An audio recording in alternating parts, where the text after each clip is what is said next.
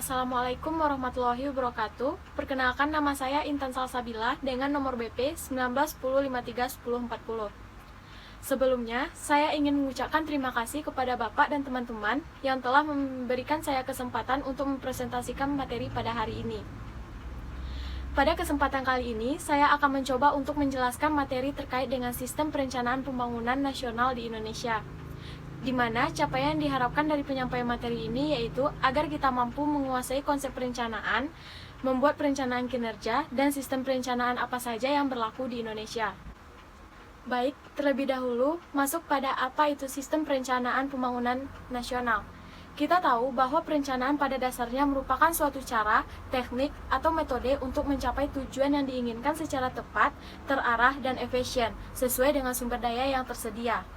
Dengan demikian, secara umum perencanaan pembangunan adalah cara atau teknik untuk mencapai tujuan pembangunan secara tepat, terarah, dan efisien sesuai dengan kondisi suatu negara atau suatu daerah tersebut.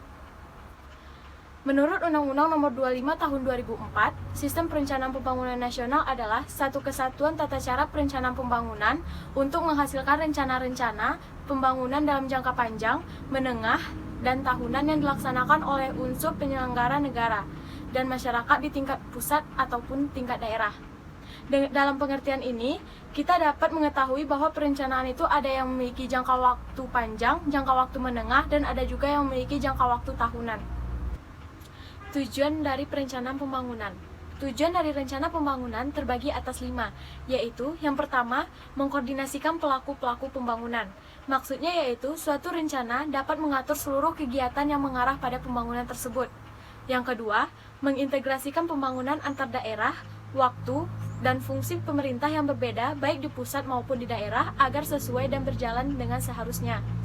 Yang ketiga, menghubungkan dan menyelaraskan perencanaan, penganggaran, pelaksanaan, dan pengawasan. Yang keempat, mengoptimalkan partisipasi masyarakat, di mana masyarakat juga berperan penting di dalam menyukseskan lancarnya perencanaan pembangunan ini. Dan yang kelima, dapat memanfaatkan sumber daya dengan baik. Pembagian rencana pembangunan nasional. Rencana pembangunan nasional dibagi menjadi berbagai jenis yang memiliki hierarki dan cakupannya masing-masing.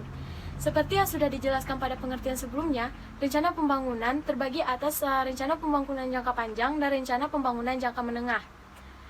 Rencana pembangunan jangka panjang memiliki rentang waktu selama 20 tahun, sedangkan rencana pembangunan jangka menengah memiliki waktu yang lebih singkat, yaitu 5 tahun. Rencana pembangunan jangka menengah ini merujuk pada rencana pembangunan jangka panjang, sehingga apapun yang direncanakan oleh jangka menengah ini harus dirujuk ke RPJP. Rencana pembangunan jangka panjang dan rencana pembangunan jangka menengah ini diberlakukan pada 3 level pemerintahan, yaitu nasional, provinsi, dan kota atau kabupaten. Lalu, ada juga yang disebut dengan Renstra atau rencana strategis. Rencana strategis dibagi atas 2, yaitu rencana strategis Kementerian Lembaga dan rencana strategis Satuan Kerja Pemerintah Daerah. Keduanya ini memiliki rentang waktu yang sama, yaitu 5 tahun. Dan selain Renstra, ada juga yang disebut dengan Renja atau rencana kerja, di mana Renja ini memiliki rentang waktu selama 1 tahun. Renja sendiri terbagi atas 2 jenis, yaitu rencana kerja Kementerian atau Lembaga dan rencana kerja Satuan Kerja Perangkat Daerah. Begitu banyak pembagian atas perencanaan ini. Namun, di sini saya hanya akan menjelaskan tentang rencana pembangunan jangka menengah daerah, Renstra SKPD, Renja, dan DPA. Pertama, rencana pembangunan jangka menengah daerah. Rencana pembangunan jangka menengah daerah merupakan dokumen perencanaan pembangunan daerah dalam jangka waktu 5 tahun. Rencana pembangunan jangka menengah daerah ini berisi penjabaran dari visi misi dan program kepala daerah dengan berpedoman pada RPJP daerah serta memperhatikan RPJM nasional. Jadi, RPJM daerah ini lebih mengutamakan tentang pentingnya menerjemahkan secara arif tentang visi dan misi serta agenda kepala daerah terpilih dalam tujuan, sasaran, strategi, dan kebijakan pembangunan yang merespon kebutuhan dan aspirasi masyarakat serta kesepakatan tentang tolak ukur kinerja untuk mengukur keberhasilan pembangunan daerah dalam 5 tahun ke depan. Nah, dalam penyusunan RPJM daerah ada beberapa hal yang harus diperhatikan atau terpenuhi, yaitu yang pertama, strategis. RPJM daerah harus erat kaitannya dengan proses penetapan ke arah mana daerah akan diarahkan perkembangannya, dan apa saja yang hendak dicapai dalam 5 tahun ke depan, bagaimana pencapaiannya, dan langkah-langkah strategis apa yang perlu dilakukan untuk mencapai tujuan tersebut. Yang kedua, demokrasi dan partisipatif. Penyusunan RPJM daerah perlu dilaksanakan secara transparan, akuntabel, dan melibatkan masyarakat dan seluruh stakeholder dalam pengambilan keputusan perencanaan di semua tahap perencanaan. Yang ketiga, politis. Bahwa penyusunan RPJM daerah perlu melibatkan proses konsultasi dengan kekuatan politik, terutama kepala daerah terpilih dengan DPRD. Yang keempat, perencanaan bottom up. Aspirasi dan kebutuhan masyarakat perlu untuk diperhatikan dalam penyusunan RPJM daerah ini. Yang kelima, perencanaan top down.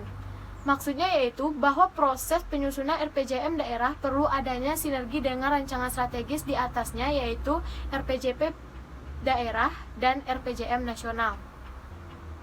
Cakupan penyusunan RPJM daerah.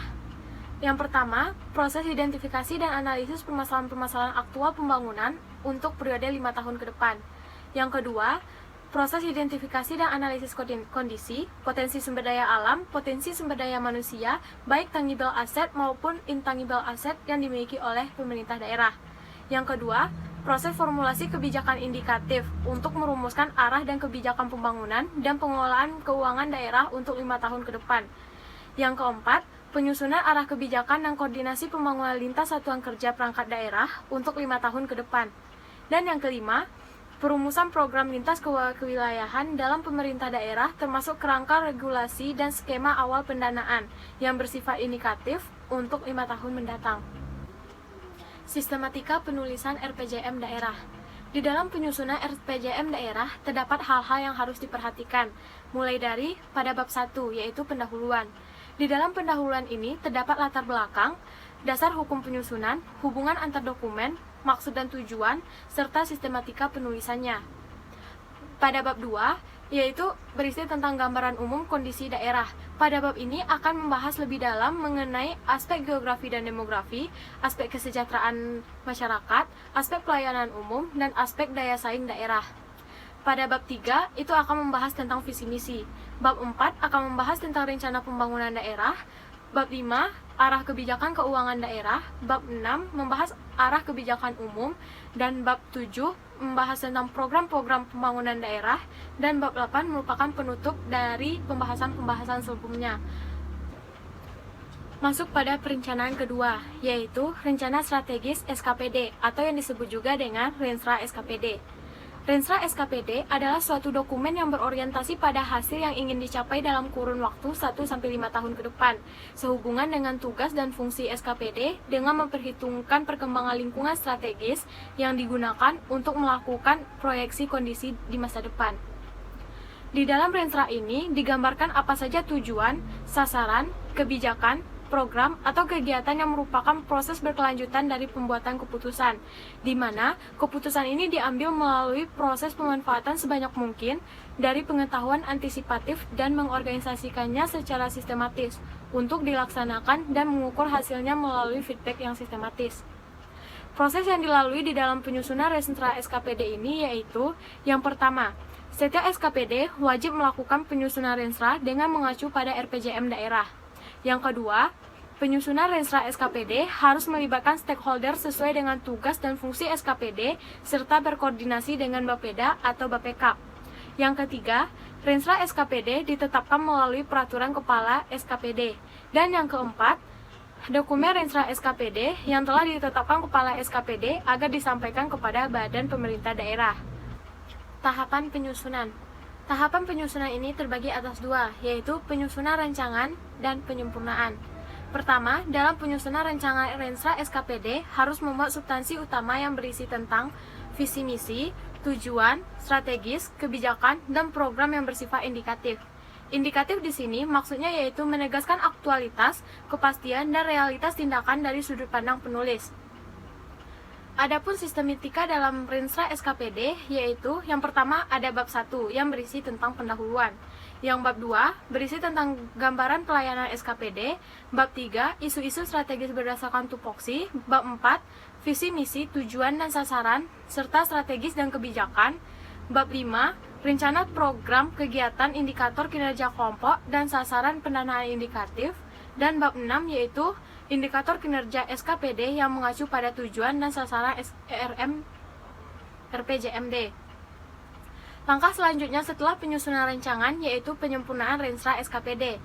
Penyempurnaan ini meliputi yang pertama, rancangan Renstra disinkronkan dengan Perda tentang RPJMD. Yang kedua, dalam pelaksanaan sinkronisasi agar berkoordinasi dengan Bapeda. Yang ketiga, penyempurnaan penyesuaian Renstra SKPD meliputi visi dan misi, tujuan, dan sasaran. Rencana selanjutnya yaitu rencana kerja pemerintah daerah. Rencana kerja pemerintah daerah adalah rencana program atau kegiatan yang merupakan hasil persandingan usulan dari masyarakat dengan usulan dari tingkat satuan kerja pemerintah daerah yang mengacu pada RPJM daerah melalui Forum Musyawarah Perencanaan Pembangunan Daerah. Jadi, dokumen perencanaan tahunan ini sebagai implementasi dari dokumen RPJM. RKPD ini memuat rancangan kerangka ekonomi daerah, prioritas pembangunan daerah, rencana kerja yang terukur, serta pendanaannya, baik yang dilaksanakan langsung oleh pemerintah daerah maupun yang ditempuh dengan keikutsertaan masyarakat untuk kesejahteraan rakyat. Dan juga, proses penyusunan RKPD ini dilaksanakan melalui mekanisme atau tahapan yang diawali dari musrenbang tingkat kelurahan, lalu kecamatan, lalu lanjut ke forum satuan kerja perangkat daerah, dan terakhir musrenbang tingkat kota dengan melibatkan seluruh pemangku kepentingan pembangunan. Dalam penyusunannya, rencana kerja pemerintah daerah harus memenuhi 3 prinsip, yaitu yang pertama, partisipatif. Maksudnya yaitu, rakyat harus turut serta dalam prosesnya, karena secara langsung masyarakat akan menikmati keuntungan dari hasil perencanaan jika mereka ikut andal dalam prosesnya. Yang kedua, sustainable. Artinya yaitu, perencanaan tidak hanya terdiri dari satu tahap saja, akan tetapi harus berlanjut atau berkesinambungan, sehingga menjamin adanya kemajuan terus-menerus dalam kesejahteraan masyarakat, dan jangan sampai terjadinya kemunduran. Prinsip sustainable ini juga diartikan perlunya evaluasi dan pengawasan dalam pelaksanaannya, sehingga secara terus-menerus dapat diadakan koreksi dan perbaikan selama perencanaan dijalankan. Dan yang ketiga, yaitu holistik. Sesuai dengan artinya menyeluruh, prinsip ini menunjukkan bahwa masalah dalam perencanaan pelaksanaannya tidak dapat hanya dilihat dari satu sisi saja, tetapi harus dilihat dari seluruh aspek, dan dalam keutuhan suatu konsep. Dalam konsep tersebut juga harus mengandung unsur yang dapat berkembang serta terbuka dan demokratis. Dan juga, dalam penyusunan RKPD, ada aspek-aspek yang harus diperhatikan. Yang pertama, review. Maksudnya yaitu, kita melakukan tinjauan dan evaluasi terhadap tingkat keberhasilan pelaksanaan program dan proyek pada tahun sebelumnya, beserta permasalahan dan kendala yang dihadapi. Yang kedua, forecast. Maksudnya yaitu dengan melakukan perkiraan tentang perkembangan kondisi tahun depan yang akan dilalui oleh rencana tersebut. Yang ketiga, resource assessment. Maksudnya yaitu dengan melakukan penilaian terhadap ketersediaan dan kecukupan sumber daya yang dimiliki daerah bersangkutan, khususnya menyangkut dengan dana pembangunan, jumlah dan kualitas tenaga kerja, serta aparatur daerah dan sumber daya alam yang dimiliki. Yang keempat, policy formulation, yaitu kita melakukan perumusan kebijakan pembangunan daerah untuk tahun yang bersangkutan setelah memperhatikan hasil evaluasi pelaksanaan program dan kegiatan tahun berjalan, peramalan kondisi sosial budaya, dan penilaian terhadap sumber daya yang tersedia. Dan yang kelima, yaitu programming and activity planning, yaitu penyusunan program dan kegiatan pembangunan yang akan dilakukan pada tahun bersangkutan yang dirancanakan secara rinci dan lengkap dengan indikator dan target kinerjanya serta bagian atau unit yang akan melaksanakan dan bertanggung jawab. Selanjutnya, terkait dengan dokumen pelaksanaan anggaran atau yang disebut juga dengan DPA. Dokumen pelaksanaan anggaran merupakan dokumen yang memuat pendapatan dan belanja setiap SKPD yang digunakan sebagai dasar pelaksanaan oleh pengguna anggaran. Berdasarkan Undang-Undang Nomor 17 Tahun 2003 dan Undang-Undang Nomor 1 Tahun 2004 menjelaskan bahwa dokumen pelaksanaan anggaran yang selanjutnya disebut dengan Daftar Isian Pelaksanaan Anggaran atau yang disebut juga dengan DIPA. Adapun tujuan dari DIPA ini yaitu yang pertama, mewujudkan pelaksanaan APBN yang tertib, efisien, efektif, transparan, akuntabel, dan taat pada peraturan undang-undang. Yang kedua, memberikan pedoman kepada para pengguna anggaran atau kuasa pengguna anggaran dalam penyusunan DIPA untuk keperluan pelaksanaan anggaran dan pertanggungjawaban anggaran.